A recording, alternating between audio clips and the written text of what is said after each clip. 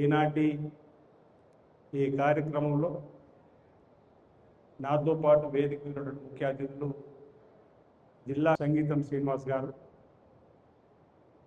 ఇక్కడ మనకి ఇన్ఛార్జిగా ప్రదేశ్ కాంగ్రెస్ కమిటీ నుంచి వచ్చినటువంటి పొన్నం ప్రభాకర్ గారు, మా దగ్గర కూడా హుస్నాబాద్ ఈరోజు ఇదే కార్యక్రమం పెట్టుకున్నారు.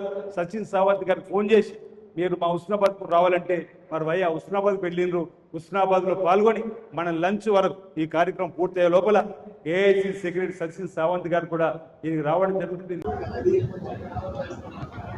25 जून से तेलंगाना में एसआईआर की प्रक्रिया शुरू होने जा रही है और कांग्रेस पार्टी ने इस एसआईआर की प्रक्रिया को बहुत ही गंभीरता से लिया है, सीरियसली लिया है। इसका कारण है कि भारतीय जनता पार्टी इस एसआईआर की प्रक्रिया के माध्यम से तेलंगाना में घुसने की, घुसखोरी करने की कोशिश करेगी और ये पूरे देश भर में हो रहा है। एसआईआर को हथियार बनाकर इस्तेमाल किया जा रहा है, लोगों को वोटर का अधिकार छीनने का काम हो रहा है। वेस्ट बंगाल हो, तमिलनाडु हो, बिहार में लोगों को किस तरह से उन्होंने कैंसिल करवाया, ये सीट चोरी का उदाहरण है और इस देश के लोकतंत्र को भारतीय जनता पार्टी मोदी सरकार खतरा बन चुकी है। ये 12 वर्ष मोदी सरकार के इस देश के लोकतंत्र के लिए, देश के संविधान के लिए बहुत ही घातक हो चुके हैं। ये काला अध्याय है।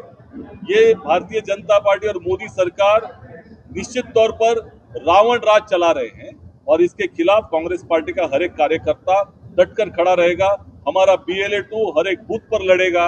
एक भी वोटर को हम लोग जो वो अधिकार रखता है वोट करने का, उसका अधिकार छीनने नहीं देंगे। यही हमारी प्रतिज्ञा है।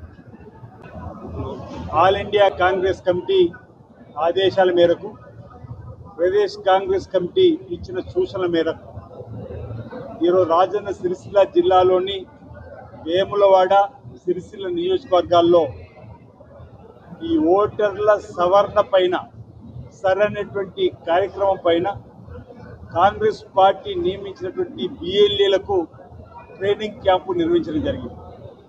ఏఐసిసి కార్యదర్శి తెలంగాణ ఇన్ఛార్జిగా ఉన్నటువంటి సచిన్ సావంత్ గారు, ప్రదేశ్ కాంగ్రెస్ కమిటీ సభ్యులుగా పరిశీలకులుగా వచ్చినటువంటి బొమ్మ శ్రీరామ్ గారు, రాఘవేందర్ గారు, జిల్లా అధ్యక్షుడు శ్రీనివాస్ గారు, BLAలు, ఈ ప్రాంతంలో సీనియర్ నాయకులందరూ కూడా ఈ సమావేశంలో హాజరైన క్రమంలో జరిగినటువంటి ట్రైనింగ్లో ప్రధానంగా భారతీయ జనతా పార్టీ వ్యాప్తంగా కూడా తప్పడుతున్న వేళ ఈరోజు తెలంగాణలో మీద కేసే నమోదు కాలేదు.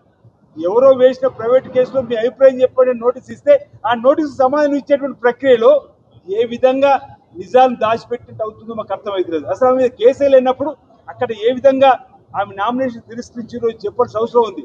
భారత న్యాయ ఉన్నత స్థానం సుప్రీంకోర్టుకు వెళ్ళిన సందర్భంలో ఓ విశ్వాసం ఉంది, నమ్మకం. సుప్రీంకోర్టు తప్పనిసరిగా ఈ అంశంలో ఈరోజు ప్రశ్నించేటువంటి వారికి, మీనాక్షి నటరాజు లాంటి వారికి అండగా నిలబడుతుందని చెప్పిన ఒక విశ్వాసాన్ని సందర్భంగా వ్యక్తం చేస్తూ మేము ప్రజల పక్షాన్ని నిలబడతాం, ప్రజల పక్షాన పోరాటం చేస్తాం. భారతీయ జనతా పార్టీ ఆప్కా బార్ 430 చెతికల పడి ఈరోజు పార్టీ ఫిరాయింపుల ద్వారా 300 చేరుకుంటూ చెప్పిన గొప్పలు చెప్పే ప్రయత్నం చేస్తున్న సందర్భాన్ని కూడా ప్రజలు చెప్పే ప్రయత్నం చేస్తాం. రాబో రోజుల్లో వాళ్ళ ఆటని ప్రాంతంలో సాగకుండా చేసే బాధ్యత ఇక్కడ ఉన్నటువంటి BLAల ద్వారా, ఇక్కడ ఉన్నటువంటి నాయకుల ద్వారా మేము నిలబడతామని చెప్పి సందర్భంగా తెలియజేస్తా ఉన్నాం.